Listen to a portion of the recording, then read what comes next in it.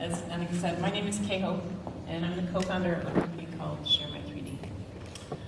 But I'd like to start my discussion with you today with a short confession. And this confession goes back about 15 years to when I was first a student studying mathematics.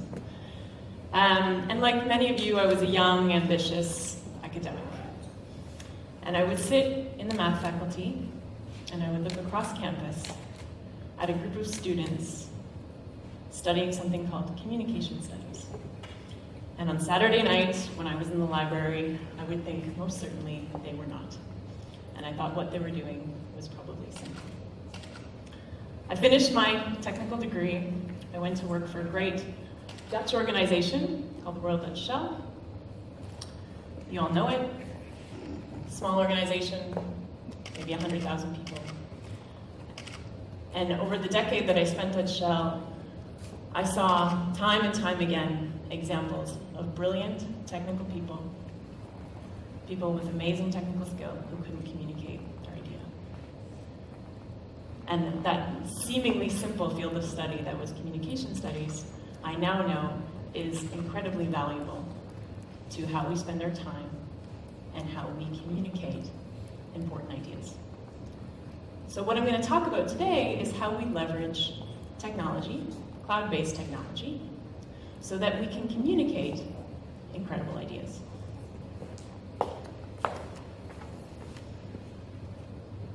So in the world of 3D, when we're trying to communicate a 3D model between myself and you, what are some of the obstacles we faced? There's kind of two core problems as I see it. And the first one is compatibility. So we all know that there's many different data types of 3D files. We can talk about CAD, we can talk about BIM, we can talk about mesh, point cloud. And then within the data types, there are dozens of file types. And most of those file types can be mapped back to proprietary applications that have been developed over the last few decades. And that's fine, but basically what's developed is this web or complex matrix of people trying to communicate file types from one software application to another. And we get into a very closed network. It can be very difficult to communicate to people outside of this closed network who've invested big money in these software applications. So we limit who we can share our ideas with. So we have a compatibility problem. We also have a complexity problem. 3D data is, of course, three-dimensional, and that means it's a lot bigger sometimes than 2D data. So it's heavy, and that means that it can be difficult to share. So how do we combat these two problems so that we can communicate ideas? And this is what I do with my business at ShareMy3D. We're a common platform for communicating 3D content. And we started this business because we started hearing from many people the amount of time and energy they were spending simply communicating 3D content. Just last week, I was talking to one of the UK's largest distributed printing organizations.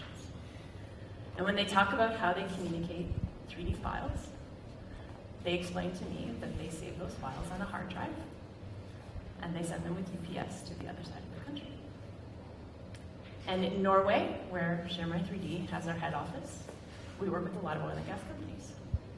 I talk to oil and gas service companies who still think the most efficient way to communicate a 3D model is, for their needs, is to print out 2D images and communicate those to suppliers in Asia, because that's the best way for them to clearly communicate their models for building components and platforms. So that tells me that there's still a big opportunity for us to reduce the amount of time and energy we're spending communicating great ideas. Outside of internal communication and external communication challenges, I think there's also an opportunity that's coming to us, which is around marketing. Personally, as I said, I'm a mathematician, and professionally, I'm more of a business developer. So I'm not a 3D designer like many of you.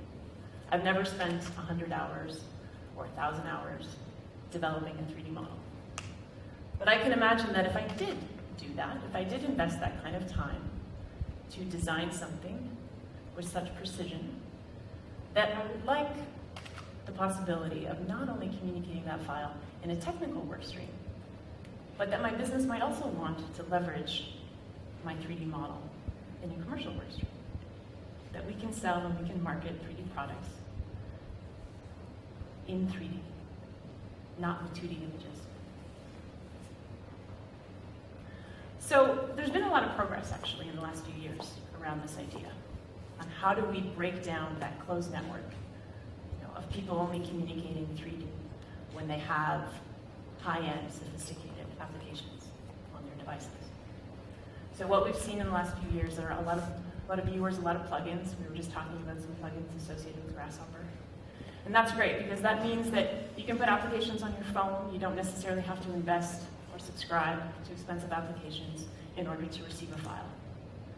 Sometimes we still have compatibility challenges, but it's certainly making it a lot easier to access 3D data.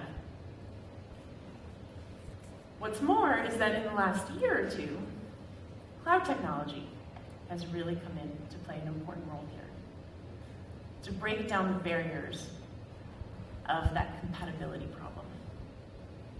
We're seeing big businesses like Autodesk and 3DS develop collaborative online platforms where they can take in many different file formats and communicate them. And this is a great thing, but it also means that we have to use them and we have to enable people in our organization to use those to communicate their great ideas. So I think we're solving the compatibility problem with cloud-based collaborative spaces. But we still have this complexity problem that we haven't quite cracked. And this is what ShareMy3D is working on, is to improve how we communicate 3D files over the web by building the strongest compression algorithm for 3D content. So we enable people to load 3D files up to 5 gigabytes in a matter of seconds. So let me show you a little bit about what that looks like, and then we can talk about the use cases and the technology in the cloud behind that, because that's really important to all of us. But ShareMy3D, first and foremost, we are a common platform. We don't have 3D design software, so our goal is to take in as many file formats as you can in one location. We currently support 40 different file formats, okay, and files up to 5 gigabytes, all in one secure, private platform, so you can quickly communicate data. We have a suite of professional level tools, including measurements and cross sections. And the number of ways that you can use this technology is pretty high. We have people who use ShareMy3D to communicate a 3D file internally. You can email a 3D file now because you just need a simple web link. And you can password protect that web link if you need to. And you can embed 3D content in web shops or create a customer portal. And I'm going to show you an example of a business that's doing that later. But the core idea here is that if we can solve both the complexity and the compatibility problem together, we can shift the sphere of influence with our 3D designs from a closed network of people who have had to invest in expensive applications to the world. Or more specifically, to anyone with a web browser. And nowadays, that means any device.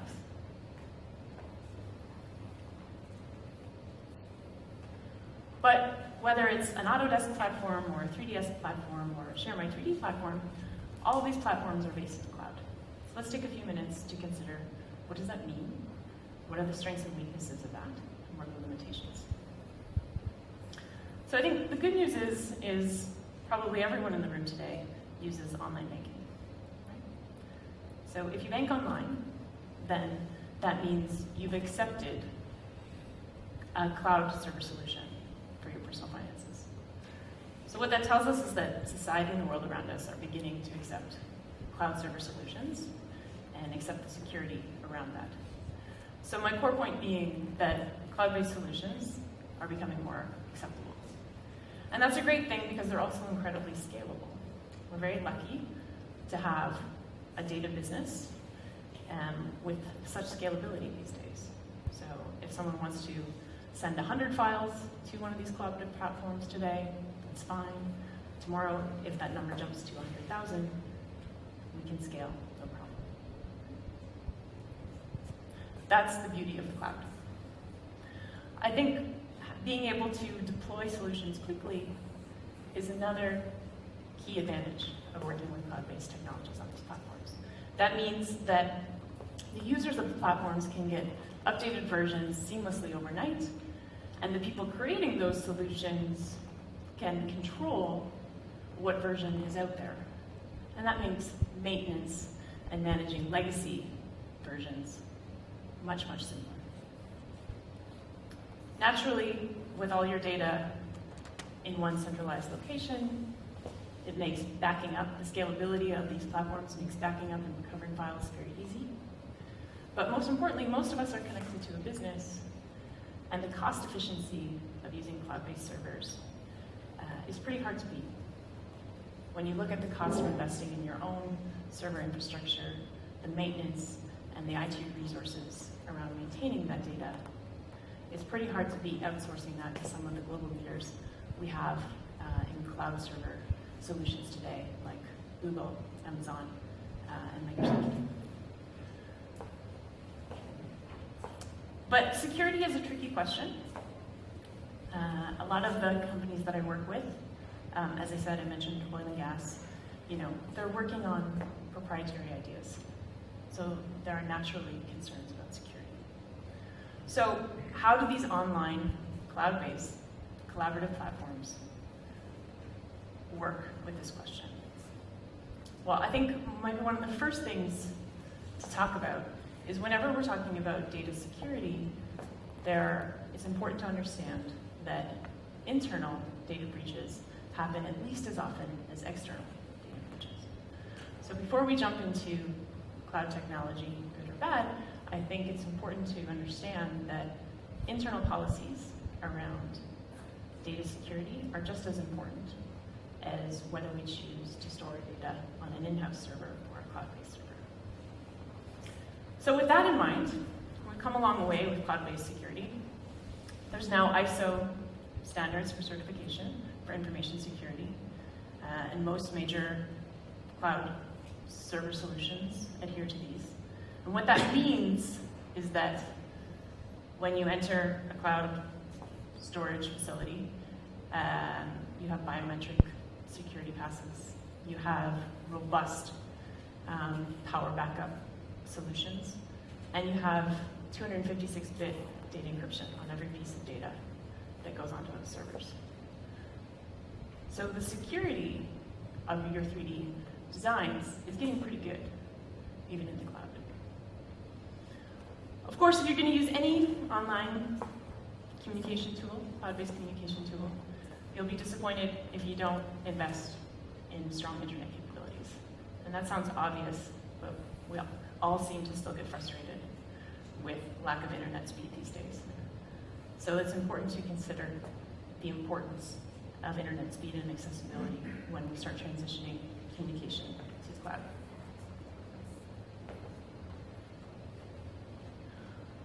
So I want to wrap up by talking about a few examples and possibilities that we can use cloud-based technology in 3D content. I've talked a little bit about being able to email a file. The last presentation we saw talked about customized insoles. So let's talk about that as a use case for a moment. Because in that business case, you had a customer, you had a podiatrist, and you had the actual manufacturer. These cloud-based communication channels can be used not only to communicate between, say, the podiatrist and the 3D printing manufacturer in that case.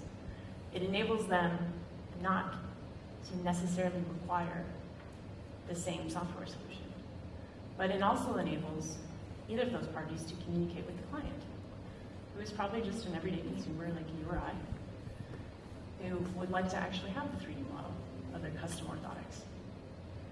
They might like to own that. They might even be willing to buy that. And then, you know what they might do? They might actually take that, and with online communication tools, they might post it on Facebook and say, look at this amazing piece of work that Tino just helped deliver to me.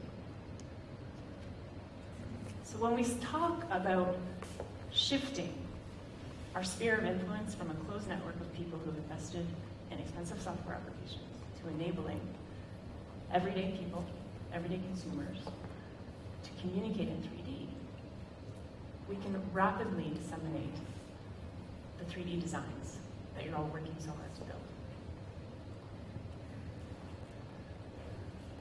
I just want to take a minute to show you an example of one company that is starting to take advantage of this new technology. This is a company called Stokes & Maker. Stokes & Maker is a 3D design firm, and they're in Australia. But their business is all around the world. So they work with entrepreneurs who have an idea for a product, and Stokes & Maker does the design for them. And of course, as you can all understand, they do that design in 3D. But what's unique is that they have built an online portal for their customers. So their clients can sit at their home office, log in online, go into Stokes & Maker's online portal, and they can have a conversation looking at their 3D file because it is embedded using cloud technology, using a ShareMy3D viewer in this case. So they can have a fully interactive 3D experience in seconds and talk about a design in 3D, make modifications on the spot. The whole goal of ShareMy3D is to ensure that we reduce the amount of time and energy spent communicating complex ideas, to make 3D content more available, whether it's to market a product online, or whether it's to reduce the amount of time in feedback loops, or enable organizations to take decisions faster. We can't unleash the potential of 3D technology if we can't communicate our ideas. So that's what we're all about. We're a relatively low-cost solution, and you can try out ShareMy3D for free. So if this is interesting for some of you, you can log in today, make a profile in about 30 seconds, and try it out. I'm here today with my co-founder, Frederick, so we're very happy to talk to you, and I'm very willing to take any questions right now.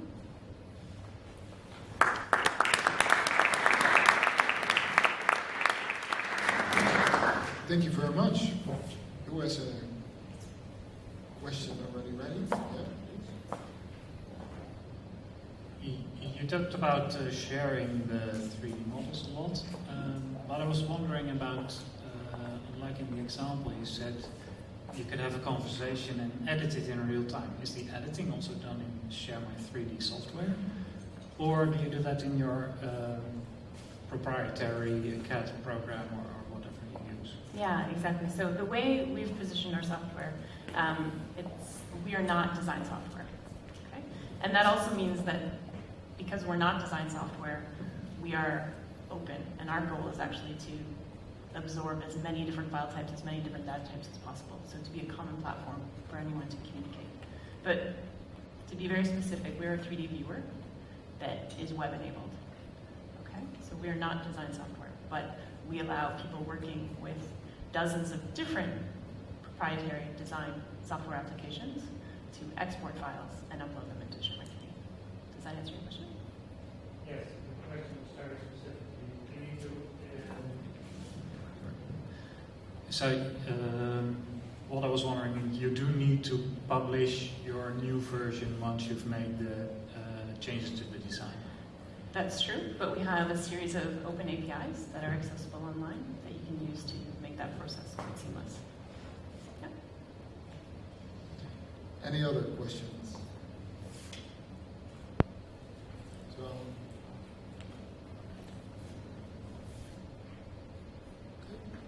Thank you. So thank you very much. I have a small gift from the organization for you. Yeah.